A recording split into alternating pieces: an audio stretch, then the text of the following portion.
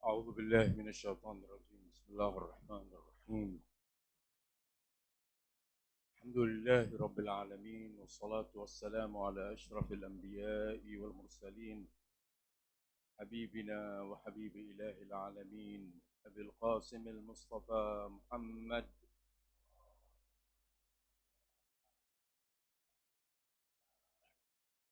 وعلى آله الطيبين الطاهرين وأصحابه الميامين المنتجبين.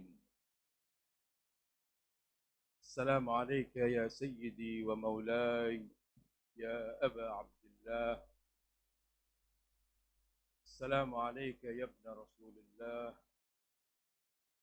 السلام عليك يا ابن علي المرتضى وابن فاطمة الزهراء. السلام عليك بما صبرت ونعم عقبى الدار. أخوتي وأخواتي، السلام عليكم ورحمة الله وبركاته. عظم الله أجورنا بمصابنا بأبي عبد الله الحسين، وجعلنا من الطالبين بثأره مع وليه الإمام المهدي من آل محمد عليهم السلام.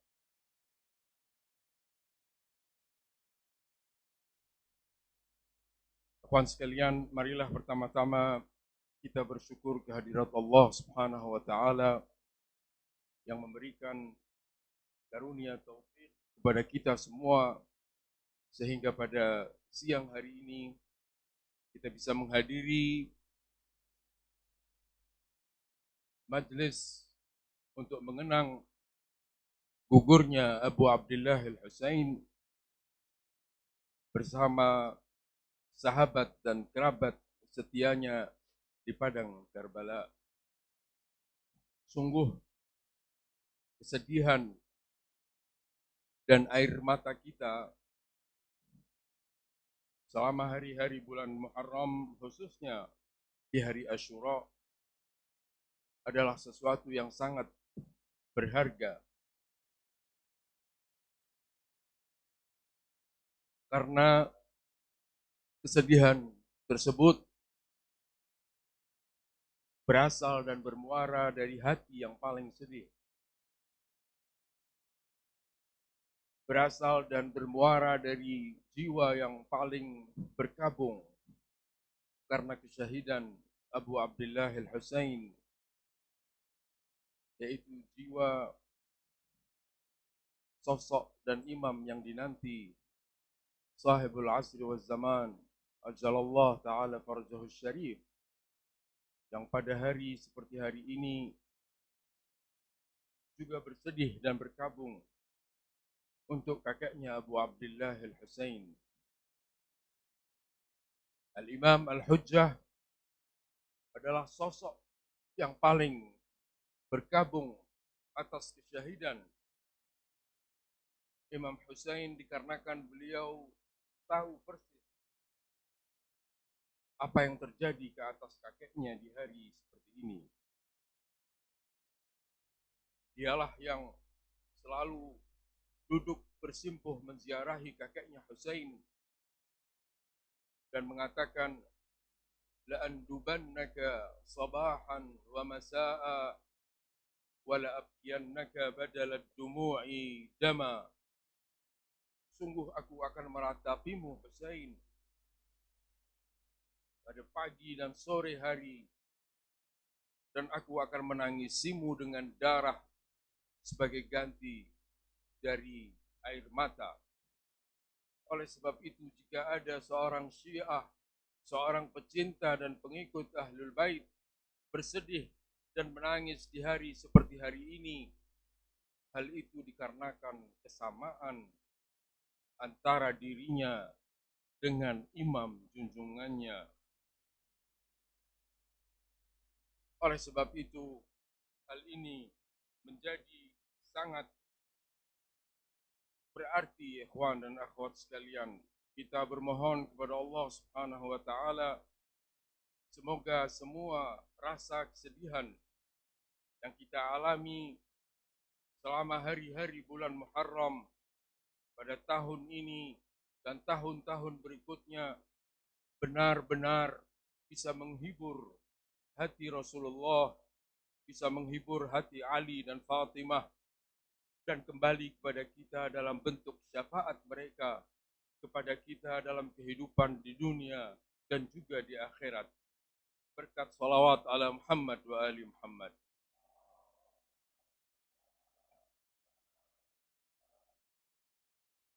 قال الله تعالى في كتابه الكريم: أعوذ بالله من الشيطان الرجيم هو الذي أرسل رسوله بالهدى ودين الحق ليظهره على الدين كله ولو كره المشركون. Ialah Allah yang mengutus Rasulnya dengan membawa petunjuk dan agama yang benar agar ia menangkan atas segala agama meskipun orang-orang musyrik tidak menyukainya. Ikhwan dan akhwat sekalian, ayat 33 dari surat Taubah berbicara tentang rencana besar Allah Subhanahu wa taala bagi umat manusia. Rencana terbesar Allah yang menargetkan pertama globalisasi Islam, di mana Islam menjadi agama yang mendunia dan diikuti oleh mayoritas penduduk dunia. Dan yang kedua, keunggulan Islam atas agama-agama yang lain. Rencana besar ini terus diupayakan untuk diwujudkan secara bertahap dari zaman ke zaman hingga mencapai puncaknya di era kehadiran sahibul asri wal zaman ajjalallahu ta'ala farajahu syarif, di mana keunggulan Islam atas agama-agama yang lain bukan hanya dikarenakan keunggulannya secara intelektual, di mana ajaran-ajaran Islam relevan dengan kebutuhan setiap zaman dan bersifat sangat rasional, melainkan juga dikarenakan Islam dalam praktek, dalam kehidupan nyata, mampu menghadirkan kehidupan sosial yang syarat dengan keadilan, dengan kesejahteraan, dan dengan keamanan, sebagaimana yang dijanjikan akan terwujud di era kehadiran sahibul asri wal zaman ajjalallahu ta'ala farajahu syarif. Nah, ikhwan dan akhwat sekalian, di hadapan rencana besar Allah bagi umat manusia, terdapat kekuatan jahat, terdapat para musuh yang siap untuk menghadang dan menggagalkan rencana besar tersebut, baik musuh dari kalangan jin atau musuh dari kalangan manusia. Upaya terbesar musuh untuk menghambat laju Islam, untuk menggagalkan rencana besar Islam, rencana besar Allah, terjadi di masa Abu Abdullah al-Husain alaihissalam. Di era dan di zaman Imam Husain terjadi upaya musuh yang apabila Al-Husain berkorban dengan segala sesuatu yang beliau miliki, termasuk jiwa sucinya, termasuk nyawa putra bayinya yang baru berusia 6 bulan, maka Islam yang dibawakan oleh Rasulullah tidak akan tersisa kecuali nama dan kulitnya tanpa isi. Islam yang dibawakan oleh Rasulullah tidak akan tersisa kecuali tampilannya dan lahirnya tanpa substansi. Islam yang dihadirkan untuk menjadi sebuah tatanan yang komprehensif, yang mengatur seluruh kehidupan, seluruh aspek kehidupan individu, dan kehidupan sosial, politik, ekonomi, dan budaya akan berubah menjadi sekadar sekumpulan tata cara yang mengatur praktek-praktek ibadah personal seperti salat, puasa, dan lainnya, dan mengatur beberapa tata cara tentang praktek keseharian yang kita lakukan, seperti bagaimana kita melaksanakan salat, bagaimana kita makan, bagaimana kita minum, bagaimana kita masuk dan keluar toilet, dan lain sebagainya. Jika bukan karena pengorbanan Al-Husain, maka Islam yang dihadirkan untuk menjadi pemandu dan lentera bagi kehidupan manusia akan hilang dan sirna. Setidaknya itulah yang dinyatakan sendiri oleh Abu Abdillah Al-Husain alaihissalam ketika beliau diajak dan diminta oleh Marwan ibn Al-Hakam untuk berbaiat kepada Yazid. Apa jawaban Imam Husain? Apa statement beliau di hadapan ajakan Marwan? Al-Husain mengatakan, Inna lillah wa inna ilaihi raji'un wa 'alal islam salam idh qad buliyatil ummatu bira'in mithla Yazid. Di hadapan ajakan untuk berbaiat kepada manusia fasik, manusia kriminal, dan penuh tipu daya seperti Yazid yang saat itu diangkat oleh ayahnya Muawiyah untuk menjadi khalifah dan penguasa bagi kaum muslimin. Al-Husain mengatakan, selamat tinggal Islam. Beliau mengawalinya dengan ucapan inna lillah wa inna ilaihi raji'un. Ini akhir dari segala sesuatu. Wa 'alal islami salam.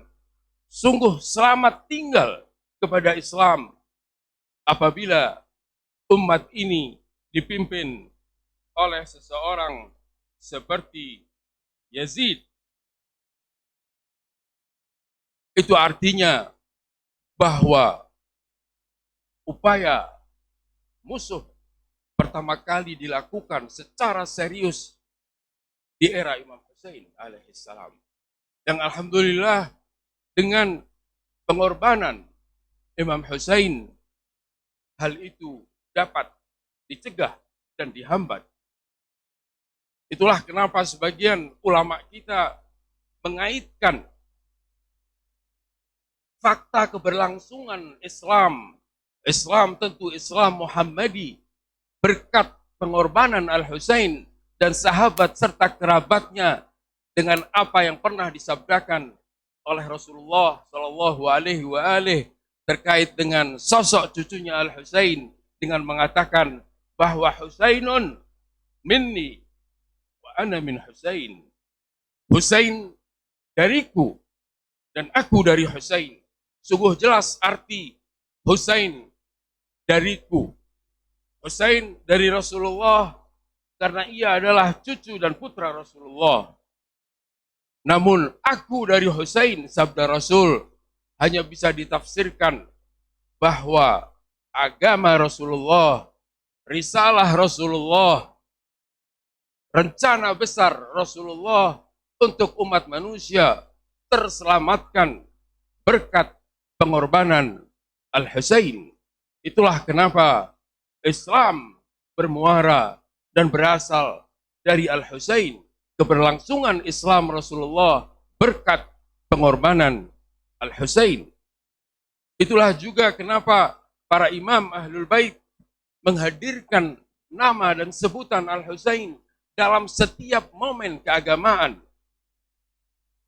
Dalam setiap momen seperti hari Mab'ath, hari diutusnya Rasulullah, hari Nisfu Sya'ban, hari dan malam-malam Lailatul Qadar, hari Idul Fitri, hari Idul Ghadir, dalam setiap momen-momen suka dan duka terkait dengan para imam Ahlul Bait, terkait dengan Islam Ahlul Bait, menganjurkan kita untuk menyebut nama Al-Husain, untuk mengenang nama Al-Husain, meski hanya dengan sekedar menziarahi beliau. Kenapa? Dikarenakan momen-momen tersebut ada berkat pengorbanan Imam Husain alaihissalam. Ikhwan dan akhwat sekalian, meski Rasulullah yang memimpin untuk mewujudkan rencana besar Allah bagi umat manusia, jangan lupa rencana besar tersebut adalah rencana untuk menjadikan Islam sebagai agama global dan mengunggulkan ajaran Islam ke atas agama-agama yang lain. Rasulullah yang memimpin rencana besar ini. Rasulullah yang bertanggung jawab untuk mewujudkan rencana besar ini. Sebagaimana yang ditegaskan dalam ayat yang saya bacakan tadi. Huwallazi arsala rasulahu bil huda wa dinil haq liyudhhirahu ala dini kullih. Allah mengutus Rasulnya dengan membawa petunjuk, membawa agama yang hak, yang benar, dalam rangka memenangkannya atas segala agama. Oleh sebab itu, rencana besar ini, proyek maha besar ini dipimpin langsung dan di bawah tanggung jawab sosok agung Rasulullah Shallallahu Alaihi Wasallam. Namun, meskipun Rasulullah yang memimpin untuk mewujudkan rencana besar ini, namun dalam pelaksanaannya beliau tidak sendirian.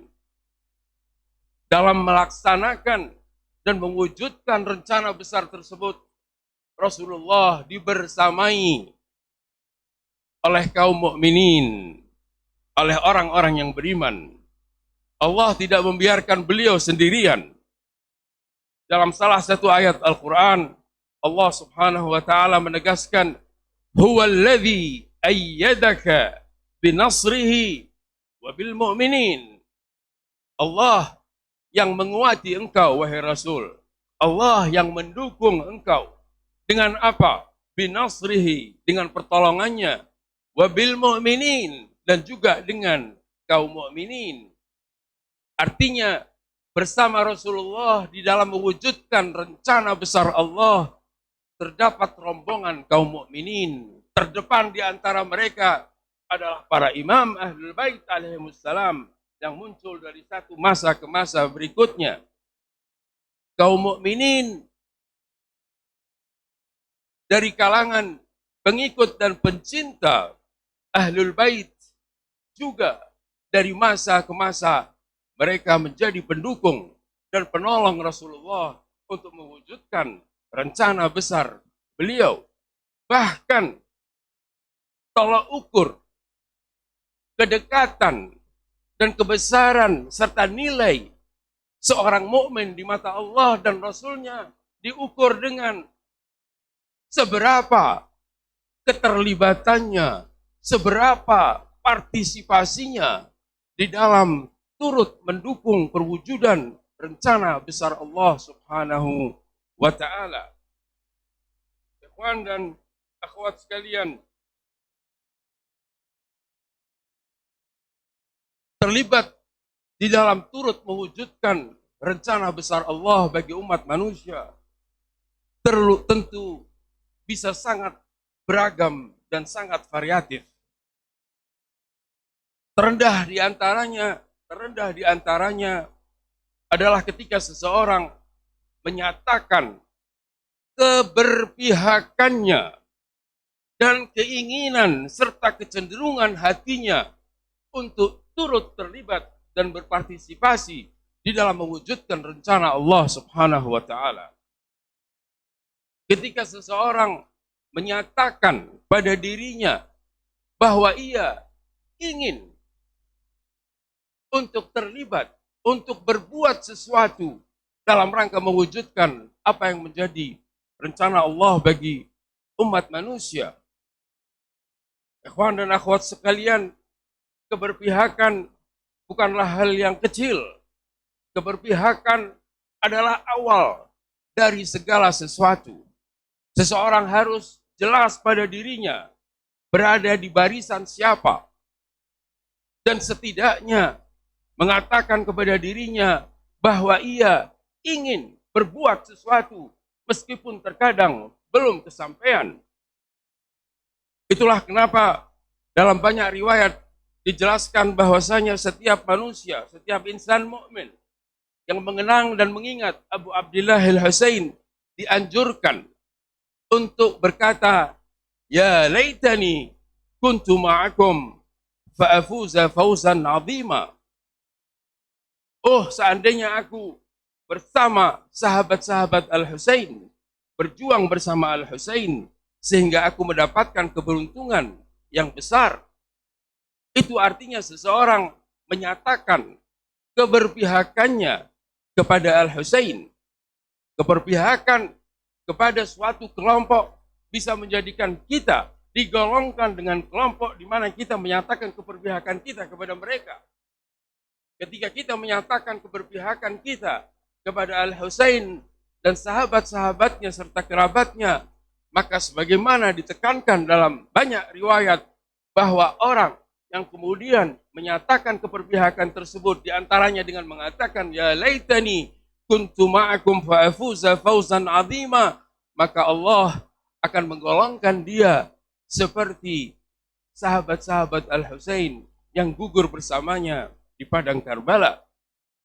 Betapa penting arti keberpihakan sebagai langkah, sebagai upaya yang paling ringan, upaya yang paling rendah yang bisa dilakukan seseorang untuk turut terlibat di dalam mewujudkan apa yang menjadi rencana besar Allah bagi umat manusia.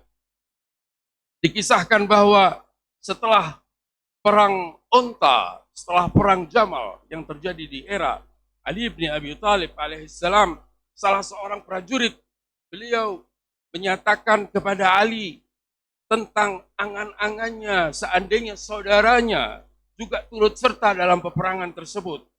Ia berangan seandainya saudaranya ikut serta berperang bersama Ali bin Abi Thalib. Mendengar perkataan sahabatnya tersebut, Ali bertanya kepadanya, ahawa akhika ma'ana? Ahawa akhika ma'ana? Apakah kecenderungan hati, kecondongan dia, keinginan hatinya bersama kami? Ali bertanya. Orang tersebut mengatakan, benar ya Amirul Mukminin, ia sangat menginginkan, ia condong kepadamu dan sangat berharap bisa hadir, namun dia berhalangan. Apa kata Ali bin Abi Thalib? Beliau mengatakan, laqad syahidana atau faqad syahidana. Jika demikian maka sungguh ia telah bergabung bersama kami. Dia benar-benar bergabung bersama kami. Kemudian beliau menegaskan kaidah yang lebih umum dengan mengatakan, walaqad syahidana fi askarina aqwamun fi aslabir rijal wa arhamin nisa.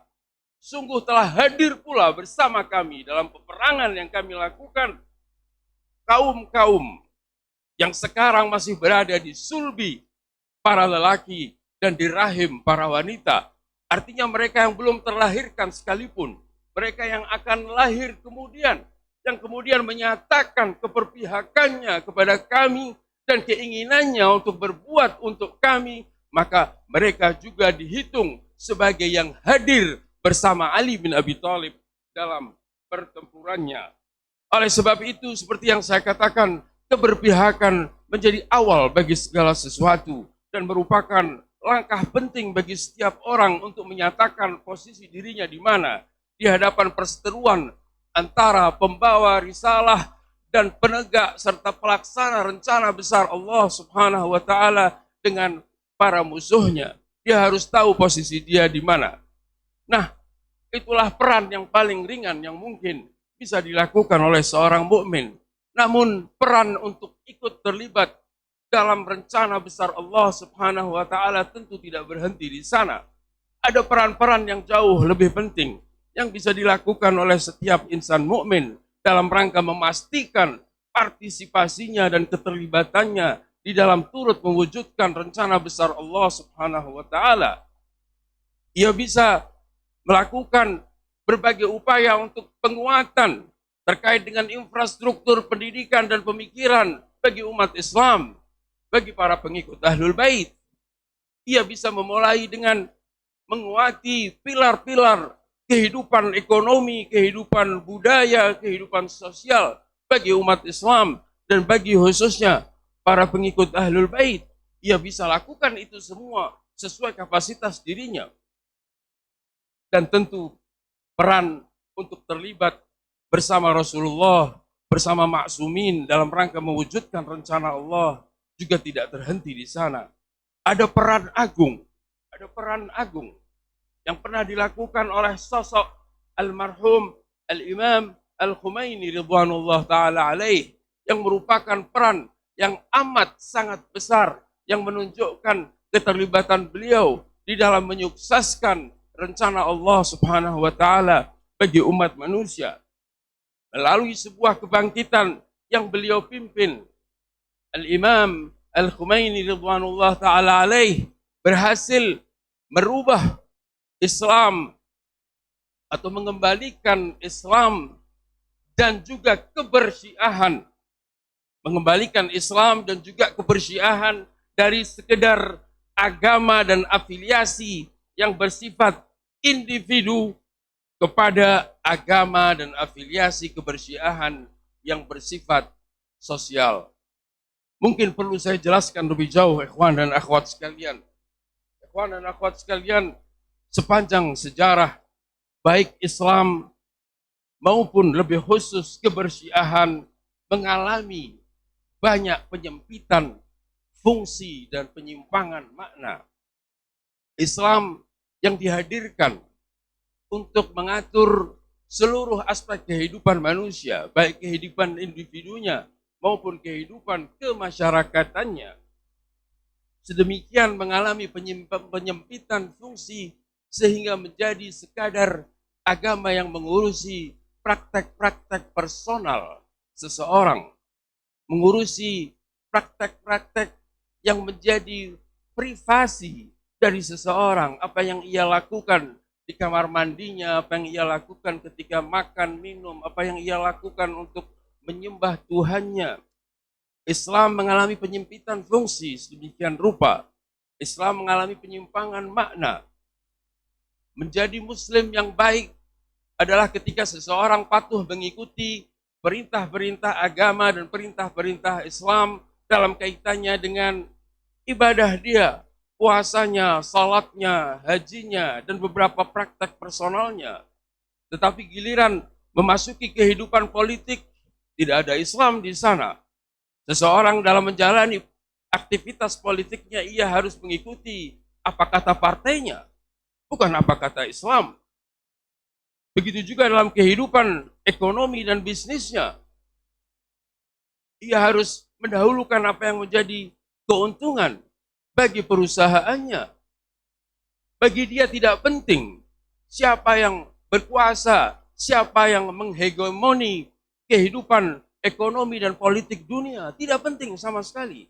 Yang penting menjalani apa yang ia lakukan dalam keadaan aman, nyaman, tanpa tersentuh kepentingannya.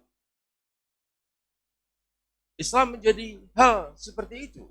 Islam hanya terkait dengan apa yang menjadi privasi seseorang, apa yang menjadi kehidupan privat seseorang. Begitu juga kebersyiahan, teman-teman sekalian. Jangan lupa bahwa menjadi Syiah, menjadi pengikut Ahlul Bait, yang tadinya merupakan bentuk afiliasi yang menyeluruh dalam semua aspek kehidupan, juga mengalami penyimpangan makna ketika Syiah, dan menjadi Syiah diartikan hanya ketika seseorang berafiliasi kepada Ahlul Bait hanya dalam kaitannya dengan praktek-praktek yang menjadi privasi dia dan bagian dari kehidupan pribadinya. Ketika dia sekadar mencintai Ahlul Bait, kemudian mengenang peristiwa sejarah berkaitan dengan mereka, mengalami suka dan duka dalam berbagai momen yang terkait dengan Ahlul Bait, mengabadikan nama-nama Ahlul Bait dengan menjadikannya sebagai nama-nama anak-anak mereka. Syiah menjadi ajaran atau afiliasi kepada Ahlul Bait hanya dalam kaitannya dengan kehidupan pribadi seseorang. Ketika seseorang hanya bisa mengutuk Yazid dan Shimr yang hidup 13 abad lebih yang lalu, dan ia lupa untuk juga mengutuk penguasa jahat, untuk juga mengutuk kekuatan global yang menghegemoni kehidupan manusia di masa sekarang.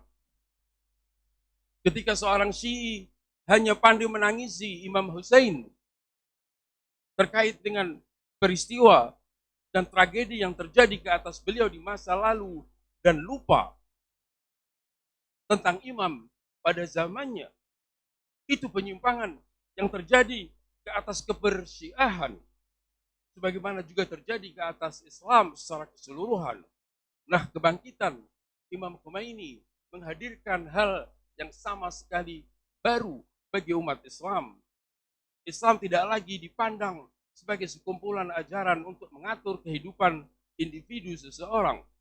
Syiah juga demikian, tidak lagi dipandang hanya sekedar afiliasi kepada Ahlul Bait dalam kaitannya dengan kehidupan individu seseorang. Hal-hal yang betul-betul musuh tidak punya masalah dengan kita dalam kaitannya dengan afiliasi seperti itu. Musuh tidak akan pernah mempersoalkan Islam yang hanya mengatur praktek ibadah personal, yang hanya mengatur kehidupan pribadi seseorang. Sebagaimana musuh tidak akan pernah mempersoalkan kebersyiahan yang hanya dikaitkan dengan hal-hal menyangkut afiliasi seseorang dan tidak ada kaitannya atau mengabaikan apa yang tengah terjadi di tengah masyarakat, apa yang tengah terjadi di dunia ke atas umat manusia di seluruh dunia. Musuh tidak akan pernah mengkhawatirkan Islam dan kebersyiahan seperti itu. Diceritakan bahwa suatu hari di era kolonialisme dahulu, duta dari negeri kolonial Inggris berkeliling di kampung-kampung negeri Irak pada saat itu, ditemani oleh seorang penerjemah dari orang Irak. Ketika waktu salat zuhur tiba, ia mendengar bacaan adzan serentak dikumandangkan dari berbagai masjid dan musala yang ada di kawasan tersebut. Mendengar suara yang aneh bagi dirinya, ia bertanya kepada si penerjemah, itu suara apa? Penerjemah mengatakan bahwasanya itu adalah pengumuman bahwa waktu salat sudah tiba. Biasa dilakukan beberapa kali dalam sehari. Apa yang ia tanyakan sebagai duta negeri kolonial Inggris? Apakah praktek ini membahayakan kekuatan dan pengaruh kami? Apakah adzan ini bisa berpengaruh buruk ke atas kekuatan dan kehadiran kami di kawasan?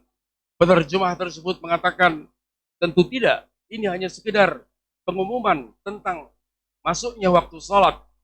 Apa kata si duta Inggris tersebut? Ia mengatakan, jika demikian, maka biarkan mereka adzan sampai pagi dan tidak ada masalah. Jika Islam hanya untuk mengatur kehidupan dan praktek-praktek ibadah seperti itu, maka musuh tidak akan pernah merasa terusik dengan praktek-praktek yang dilakukan oleh umat Islam. Sama juga seperti yang dilakukan oleh para Syiah apabila mereka membatasinya hanya dalam bentuk afiliasi-afiliasi yang bersifat personal kepada Ahlul Bait tanpa mengkaitkannya dan kehidupan nyata, tanpa mengkaitkannya dengan apa yang tengah terjadi di tengah masyarakat, tanpa mengkaitkannya dengan siapa yang kini tengah berkuasa, siapa yang tengah menghegemoni dunia. Ikhwan dan akhwat sekalian, masih terkait dengan rencana besar Allah Subhanahu wa taala untuk diwujudkan, utamanya bersama dengan kehadiran sahibul asri waz zaman, ajallallahu taala farjahu syarif. Kita tahu bahwa sesuai penjelasan Al-Quran, mereka yang membentuk poros musuh atau poros permusuhan bagi rencana besar Allah Subhanahu wa taala, tentu dari kalangan manusia adalah orang-orang Yahudi. Berbicara tentang, tadi sudah saya katakan bahwa di hadapan rencana besar Tuhan terdapat kekuatan jahat, terdapat para musuh dari kalangan jin dan manusia yang siap untuk menghadang rencana besar Allah Subhanahu wa taala. Berbicara tentang porosnya, poros permusuhan, berasal dari mana? Al-Quran menjelaskan kepada kita bahwa poros permusuhan yang siap menggagalkan rencana besar Allah dengan memenangkan agama ini di akhir zaman bersama dengan kehadiran Al-Imam Al-Mahdi Ajallallahu Ta'ala Fardahu Syarif, poros permusuhannya adalah orang-orang Yahudi. Tentu yang kita maksud dengan orang-orang Yahudi adalah kelompok manusia dengan kecenderungan rasis, dengan mental kriminal, kecenderungan rasis yang menganggap diri mereka sebagai ras yang unggul. Ras yang unggul tidak bisa dibandingkan dengan ras-ras lainnya. Siapapun selain mereka adalah binatang-binatang dalam bentuk manusia yang dicipta oleh Allah untuk menjadi budak dan pelayan untuk mereka. Yang apabila mereka tidak bersedia untuk menjadi budak bagi kaum Yahudi, maka mereka harus bisa dieliminasi, dihabisi, tentu dengan biaya yang paling minimalis. Itulah yang dinyatakan dalam kitab Talmud yang mereka anut dan mereka yakini. Kelompok manusia dengan kecenderungan rasis seperti itu, yang tidak menganggap ras yang lainnya bahkan sebagai manusia, menganggap mereka sebagai binatang dalam bentuk manusia. Kita pernah mendengar pernyataan seperti ini selama perang Badai Al-Aqsa, ketika salah satu menteri mereka mengatakan bahwasanya mereka adalah binatang-binatang dalam bentuk manusia. Itulah keyakinan yang mereka miliki terhadap yang lain. Kecenderungan rasis dan juga mental kriminal, mental penjahat, mental untuk melakukan berbagai bentuk kejahatan ke atas siapapun yang menghalangi jalan mereka. Al-Quran dengan tegas mengatakan, وَلَا تَجِدَنَّ أَكْثَرَ النَّاسِ عَدَاوَةً لِلَّذِينَ آمَنُوا الْيَهُودِ وَالَّذِينَ أَشْرَكُوا.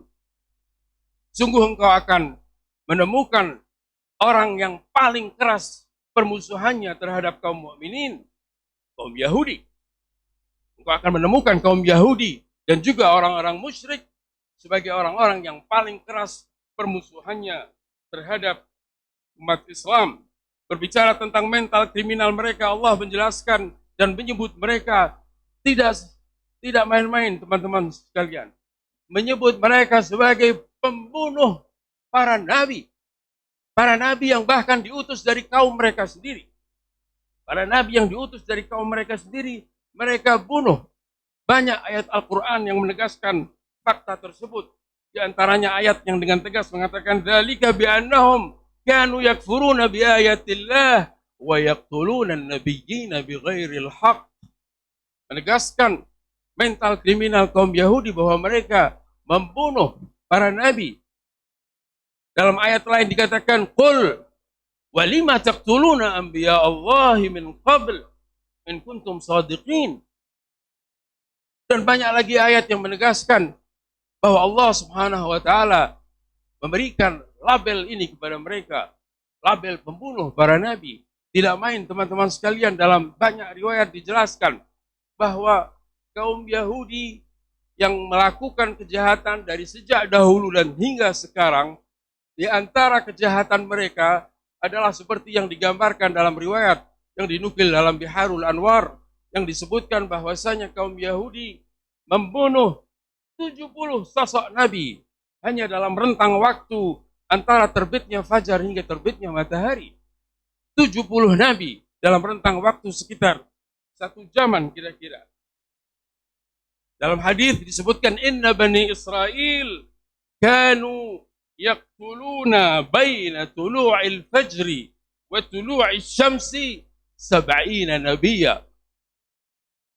Bani Israel di rentang waktu antara terbit fajar dan terbit matahari membunuh 70 nabi. Dan riwayat ini menggunakan kata-kata kanu yaqtulun, artinya menggunakan format past continuous, bahwa hal itu dilakukan berulang-ulang, berkali-kali, terus-menerus. Membunuh 70 nabi dalam rentang waktu yang pendek, mereka lakukan terus-menerus. Itulah kejahatan dan mental kriminal kaum Yahudi. Bukan hanya para nabi terdahulu, kita juga punya riwayat yang menjelaskan bahwa sosok Rasulullah, baginda Rasul yang terakhir, menurut sebagian riwayat, beliau juga wafat dikarenakan pengaruh buruk dari racun yang beliau makan, yang diberikan oleh, yang ditaruh oleh seorang wanita Yahudi yang berada di Khaybar. Ikhwan dan akhwat sekalian, melihat berbagai perkembangan yang terjadi, kita tidak boleh melepaskannya dari gambaran besar yang Allah berikan, yang Islam berikan kepada kita. Bahwa apa yang terjadi ini bagian dari cakrawala luas yang pernah Allah gambarkan kepada kita semua. Bahwa di sana ada konfrontasi besar, ada perseteruan. Bahwa Allah punya rencana besar bagi umat manusia, menentukan nabinya sebagai pelaksana, mendukung nabi dengan kaum mukminin, dengan para imam, dan mereka terus-menerus mengupayakan perwujudan rencana tersebut. Dan di hadapan mereka ada kelompok musuh, ada kekuatan jahat yang tidak akan membiarkan rencana besar Tuhan terlaksana dengan baik. Dan itu juga mereka lakukan terus-menerus dari zaman ke zaman dalam rangka menghambat rencana Allah Subhanahu wa taala. Gambaran besar tentang konfrontasi antara barisan hak yang dipimpin oleh Rasulullah, dibersamai oleh para imam Ahlul Bait dan para pengikut setia mereka di hadapan kekuatan musuh yang juga ada pemimpinnya, ada yang memandu mereka. Ini gambaran besar harus selalu ikut ketika kita menyaksikan berbagai perkembangan yang terjadi di dunia, khususnya hari-hari ini. Sebagai contoh, apa yang sebenarnya terjadi, apa yang sebenarnya terjadi pada akhir-akhir ini, jangan sampai orang salah menganggapnya semata-mata konfrontasi antara Republik Islam Iran dengan entitas Israel. Dengan Israel dalam arti batas-batas geografis yang luasnya tidak melebihi 22.000 km persegi dengan jumlah penduduk yang tidak mencapai 10 juta. Itu pun kebanyakan mereka adalah imigran yang didatangkan dari berbagai negara Eropa dan Asia. Dan tanah yang mereka tinggali adalah tanah pendudukan yang mereka rampas dari pemilik aslinya, orang-orang Palestina. Konfrontasi yang terjadi akhir-akhir ini bukan semata-mata antara Republik Islam Iran sebagai sebuah negara dengan Israel sebagai sebuah entitas pendudukan yang hidup di kawasan tertentu dengan luasan tertentu dan dengan jumlah penduduk tertentu. Ya. Bukan itu yang tengah terjadi. Yang tengah terjadi sebenarnya adalah konfrontasi antara dua poros utama dan asli. Poros utama dan asli dalam konfrontasi besar yang digambarkan oleh Islam. Dua poros utama dan asli, yang satu merepresentasikan kekuatan Islam seutuhnya yang dipimpin oleh Republik Islam Iran, di mana di puncak kepemimpinan mereka adalah seorang waliullah, waliul amr, ulama yang memenuhi persyaratan dan didukung oleh kekuatan dari poros perlawanan yang ada di berbagai negara, namun tetap dipimpin oleh Republik Islam Iran dengan poros permusuhan, poros utama dan asli musuh, yaitu kekuatan Zionis dengan kepemimpinan Israel. Kekuatan Zionis dengan berbagai latar belakang agama mereka, dengan berbagai latar belakang identitas nasional mereka. Mereka menyebar di berbagai negara, mereka menyebar di bawah sebutan berbagai agama, namun mereka bergerak di bawah kepemimpinan Israel. Itu yang terjadi sebenarnya. Bukan semata-mata perseteruan antara dua negara, apabila Israel bisa disebut sebagai sebuah negara, entitas pendudukan hakikatnya. Yang terjadi adalah bagian dari konfrontasi besar yang digambarkan oleh agama, oleh Al-Quran. Dua entitas, dua poros utama, Islam seutuhnya dan kekufuran seutuhnya, yang berseteru dan masing-masing membawa rombongan masing-masing. Iran memimpin kekuatan anti penindasan, anti kezaliman, dan Zionis yang dipimpin oleh Israel yang siap untuk menghadang semua rencana baik Islam. Oleh sebab itu, kepada mereka yang pada hari-hari ini sering mempertanyakan tentang apakah sebenarnya Republik Islam Iran ketika berperang dengan Israel tengah membela Palestina atau tidak. Orang-orang yang meragukan hal tersebut atau setidaknya menyebarluaskan narasi keraguan tentang tujuan dan niat Republik Islam Iran berperang dengan Israel, saya ingin katakan kepada mereka, teman-teman, bahwa Palestina dan kemerdekaan Palestina hanyalah bagian kecil dari rencana besar Tuhan untuk menegakkan Islam, untuk memenangkan Islam yang anti penindasan, yang pro keadilan, yang pro kemanusiaan, yang tidak akan pernah terrealisasi tujuan tersebut, rencana tersebut tidak akan pernah terwujud kecuali dengan menghabisi para penindas yang zalim, yang anti kemanusiaan. Itu yang sebenarnya tengah terjadi. Perseteruan antara pihak yang hendak menegakkan dan mewujudkan rencana besar Allah Subhanahu wa taala, termasuk proyek kehadiran Al-Mahdi yang akan mempertunjukkan kepada umat manusia bagaimana Islam unggul, bagaimana Islam dalam prakteknya bisa menghadirkan kehidupan bermasyarakat yang syarat dengan keadilan, dengan kesejahteraan dan dengan keamanan, mengungguli yang lain-lain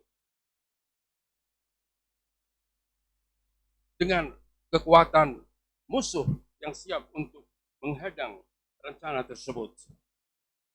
Jangan salah kita membaca situasi yang ada dan menganggapnya sebagai sebuah perkembangan yang secara parsial terjadi, tidak terkait dengan mana-mana. Ini terkait dengan seluruh senario Allah Subhanahu wa taala di muka bumi untuk menegakkan Islam, untuk memenangkan Islam ke atas lainnya.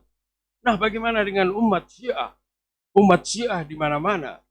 Ikhwan dan akhwat sekalian, selama ini, selama 1000 tahun lebih, umat Syiah selalu mengenang Al-Husain alaihissalam dan terus menyatakan, ya laitani kuntu ma'akum.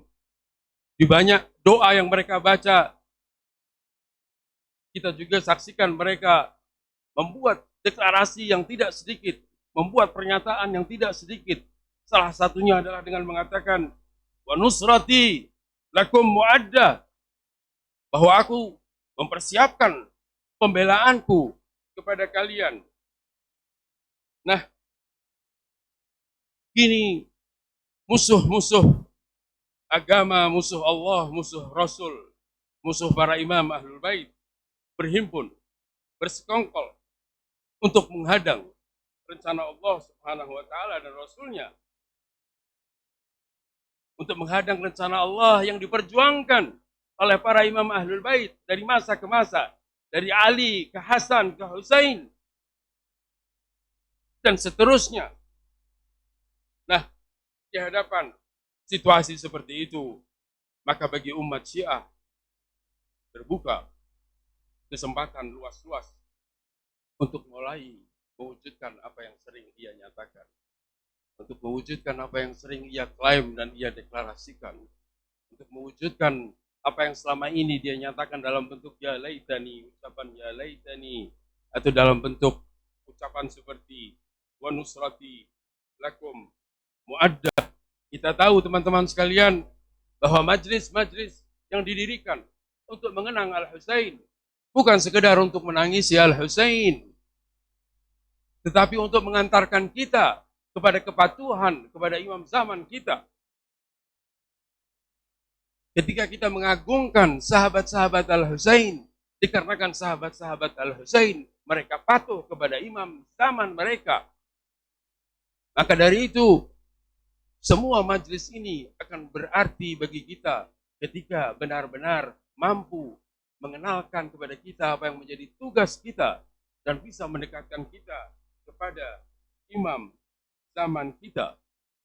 Jika ada yang bertanya bagaimana kita bisa ikut terlibat di dalam turut mewujudkan rencana besar Allah Subhanahu wa taala bagi agama, bagi umat manusia, padahal kita bukan siapa-siapa, saya ingin katakan kepada antum sekalian, teman-teman sekalian, bahwa semua harus tahu bahwa siapapun di antara kita dengan latar belakang apapun, latar belakang pendidikan, latar belakang sosial, latar belakang etnik, latar belakang daerah dan lainnya, kita dengan latar belakang apapun, kita semua bisa untuk turut berpartisipasi di dalam mewujudkan rencana besar Allah dan rencana besar Islam.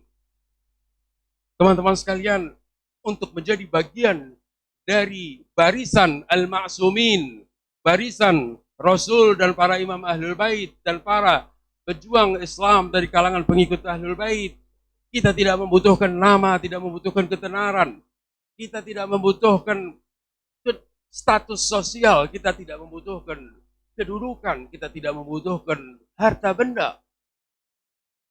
Siapapun di antara kita bisa menjadi bagian yang penting di dalam turut mewujudkan rencana besar Allah. Coba perhatikan teman-teman sekalian.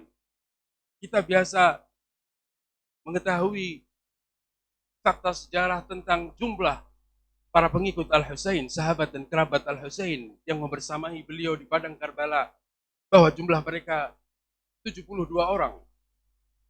Saya ingin bertanya, siapa 72 orang tersebut? Sungguh kita tidak mengenal dari 72 orang itu kecuali nama-nama besar seperti Habib bin Mudahir, seperti Muslim bin Aus saja, seperti Zuhair ibn Al-Qain, kecuali nama-nama besar dari Banu Hashim seperti Abul Fadl Abbas, seperti Ali Al-Akbar, Ali Al-Asghar, seperti Qasim bin Hasan, dan beberapa nama lainnya. Pertanyaannya, siapa yang lain?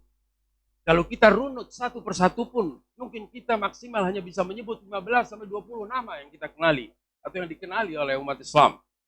Pertanyaannya, siapa yang lain? Dari 72, kalau kita hanya bisa mengenali 20-25 dari mereka, kemudian siapa yang lain? Siapa 40-50-an orang yang gugur pertama kali karena hujan anak panah dari serangan musuh ke atas pasukan Imam Husain? 40-50-an orang gugur. Siapa mereka? Siapa mereka? Tentu sejarah akan menyebut nama-nama mereka. Tapi pastinya mereka bukan orang yang dikenali pada zamannya. Mereka bukan orang-orang yang punya status sosial. Mereka bukan orang-orang yang memiliki kedudukan pada zamannya. Mereka bukan siapa-siapa dari sisi kehidupan sosialnya. Tidak ada yang tahu siapa mereka. Sebut saja seorang nama bernama Wahab An-Nasrani. Wahab An-Nasrani adalah seorang pengembala kambing yang memeluk Islam tidak lebih dari 9 hari sebelum peristiwa Asyura. Gugur bersama Al-Husain. Siapa dia? Bukan siapa-siapa. Pengembala kambing. Baru bergabung kepada Islam 8-9 hari sebelum Asyura. Bagaimana dengan sosok budak tua seperti Jun? Siapa dia? Tidak ada yang kenal siapa dia. Dan demikian seterusnya. Berbagai nama lainnya adalah nama-nama yang tidak dikenal. Namun mereka mendadak menjadi manusia-manusia terbaik. Menjadi sahabat-sahabat teragung bagi pergerakan teragung di sepanjang masa. Mereka menjadi sahabat-sahabat yang disebut dan disaksikan, diberikan kesaksiannya oleh Al-Husain sebagai sahabat-sahabat terbaik dan yang paling setia. Inni ma ra'aitu ashaban aufa wa abar min ashabi. Sungguh aku tidak menyaksikan ada sahabat yang lebih hebat, lebih setia dan lebih baik dari sahabat-sahabatku. Artinya sahabat siapapun, tidak ada sahabat yang lebih baik dari sahabatku. Siapa mereka? Bukan orang yang dikenali. Oleh sebab itu siapapun kita, teman-teman sekalian. Apakah kita seorang ibu rumah tangga, apakah kita seorang pengusaha atau seorang buruh, apakah kita seorang guru atau seorang mahasiswa, apakah kita seorang insinyur atau seorang dokter atau ahli hukum dan lainnya, siapapun kita, dari latar belakang apapun, pada hakikatnya kita semua bisa dari posisi di mana kita, dari posisi kita masing-masing untuk berbuat dalam rangka turut menyukseskan rencana besar Allah Subhanahu wa taala. Setidaknya dengan 3 cara sebagai berikut, teman-teman sekalian. Yang pertama, Anda sebagai apapun, sebagai profesional apapun yang Anda kerjakan, apapun aktivitas keseharian Anda, yang bisa kalian lakukan pertama adalah lakukan seluruh aktivitasmu dengan benar, dengan baik, dengan cara memastikan kesesuaiannya dengan tuntunan agama dan syariat Islam. Jangan ada di antara kita yang masih berkubang dalam praktek-praktek yang melanggar aturan Allah Subhanahu wa taala, apapun namanya. Anda sebagai guru, Anda sebagai pengacara, Anda sebagai insinyur bangunan, Anda sebagai apapun, Anda sebagai buruh, Anda sebagai pengusaha, jangan main-main dengan melakukan penyimpangan-penyimpangan dan pelanggaran-pelanggaran dalam kegiatan yang Anda lakukan yang bertentangan dengan apa yang menjadi tuntunan agama. Kalau Anda mau menjadi bagian dari rencana Tuhan, maka pastikan yang Anda lakukan sesuai dengan tuntunan dan syariat agama. Itu yang pertama. Yang kedua, Anda harus peduli. Anda harus peka terhadap apa yang terjadi. Anda harus tahu apa yang tengah berkembang dan terjadi, setidaknya di tengah komunitas Anda. Anda harus peka. Jangan seperti orang yang tidak tahu menahu, acuh tak acuh tentang apa yang dialami oleh setidaknya komunitas kecilnya, apalagi masyarakat luas. Anda harus tahu apa yang mereka alami, apa yang mereka hadapi, apa yang mereka butuhkan. Dalam rangka Anda bisa ikut berkiprah, mendukung mereka, apakah dengan pemikiran, apakah dengan tenaga, apakah dengan waktu, apakah dengan uang. Ini yang kedua. Selain memastikan aktivitas Anda sesuai dengan agama, yang kedua Anda harus peka, Anda harus sensitif, Anda harus peduli terkait dengan apa yang terjadi di tengah komunitas, bahkan di tengah masyarakat luas.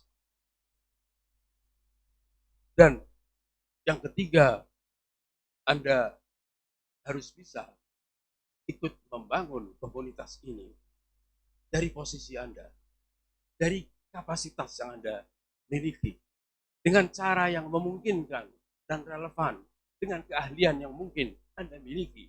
Apakah Anda sebagai tukang batu, apakah Anda sebagai buruh biasa, apakah Anda sebagai guru, dari posisi yang Anda miliki, Anda juga bisa turut membangun dan membesarkan kapasitas komunitas ini.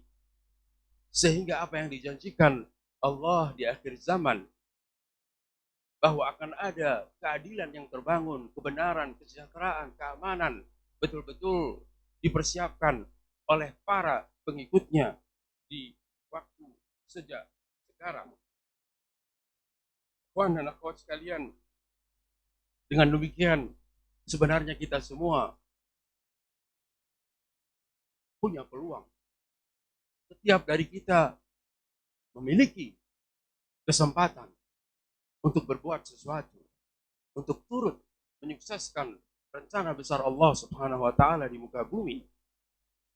Ini sebuah kesempatan teman-teman sekalian. Senario dan janji Tuhan di akhir zaman sayangnya akan pasti terjadi dengan atau tanpa keterlibatan kita. Janji Tuhan, perubahan yang Tuhan janjikan akan pasti terjadi. Sekali lagi, dengan atau tanpa partisipasi kita. Jadi sebenarnya ini hanya masalah kesempatan dan peluang yang Tuhan beberkan di hadapan kita. Anda masuk, Anda ikut berperan, Anda yang untung. Anda tidak ikut, Anda pula yang rugi. Kesempatan ini kereta perubahan yang dijanjikan, perwujudan rencana Allah di akhir zaman akan tetap berjalan. Kita semua diberi kesempatan sekali lagi untuk turut andil. Selayaknya seorang mukmin tidak hidup dalam tempurung dirinya sendiri. Tidak hidup hanya berpikir tentang dirinya, rumahnya, istrinya, karirnya, dan seterusnya. Selayaknya ia juga perlu berpikir bahwa di sana ada rencana besar Allah yang melibatkan orang-orang mukmin dari kalangan para nabi, para imam, dan kalangan para pejuang dari pengikut Ahlul Bait alaihissalam, dan kita diberi kesempatan untuk juga ikut di dalamnya. Kita berharap dari Allah Subhanahu wa taala semoga apa yang sudah kita tunjukkan dari kepedulian kita, dari perhatian kita kepada Abu Abdullah Al-Husain, dari kesedihan, dari rasa berkabung dan duka dalam kita yang kita tampakkan untuk Al-Husain, untuk Ahlul Bait, untuk menghibur Rasulullah dan keluarga Rasulullah. Semoga hal ini bisa menjadi modal kita untuk menambah makrifat kita tentang mereka, untuk bisa mendekatkan diri kita kepada mereka. Teman-teman sekalian, Ahlul Bait tidak pernah membiarkan diri mereka berutang budi kepada siapapun. Kepada musuh-musuhnya sekalipun mereka tidak membiarkan diri mereka berutang budi kepada musuhnya, apalagi kepada para pengikutnya, apalagi kepada para pecintanya. Apapun yang sudah kita lakukan selama 10 hari di bulan Muharram, tentu sesuatu yang tidak berarti apapun dibandingkan pengorbanan yang mereka persembahkan untuk menjaga Islam yang bisa kita nikmati hingga hari ini. Tidak punya arti sesuatu apapun. Namun kita tahu bahwa Ahlul Bait adalah tambang kebaikan. Mereka memiliki kebiasaan dan sifat sebagai orang-orang yang bajik, yang memberikan kebajikan kepada semua orang, membalas semua kebaikan sekecil apapun. Oleh sebab itu kita berharap bahwa apa yang sudah kita tampakkan dari kesedihan kita, dari kepedulian kita akan kembali kepada kita dalam bentuk kebaikan dari sisi Allah, inayah Allah Subhanahu wa taala dan syafaat Rasulullah, sehingga kita bisa menjalani kehidupan kita di kemudian hari lebih dekat kepada Allah, Rasulnya, dan Ahlul Bait alaihissalam. Assalamualaikum ya Aba Abdullah wa ala al-arwah allati halat bi bina'ik. عليك مني سلام الله أبدا ما بقيت وبقي الليل والنهار ولا جعله الله آخر الأهد مني لزيارتكم. السلام على الحسين وعلى علي بن الحسين وعلى أولاد الحسين وعلى أصحاب الحسين والسلام عليكم.